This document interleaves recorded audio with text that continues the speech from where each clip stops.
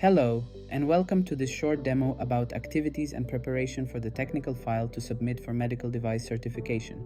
You find yourself in an innovation board that features various phases, multiple tracks, and the activities that occur at the intersections of these phases and tracks.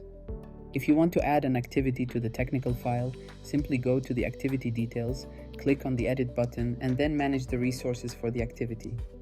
Here, you'll notice the technical file sections. This activity is associated with the device description and specification technical file section.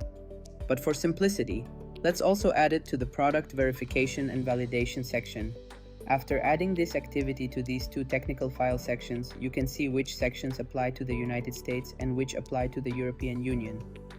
Once this activity is added to the technical file, you'll have access to a dedicated view in the innovation board that showcases the technical file. As these activities are completed, you will be able to see them listed here. For instance, this one is marked as completed.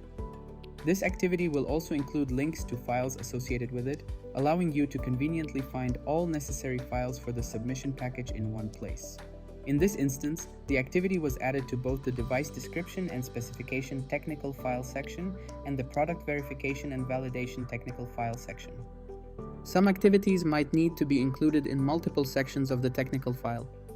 This was a brief demo to show you how your project management involving documents, templates, SOPs, requirements, and standards can be conducted independently of the technical file.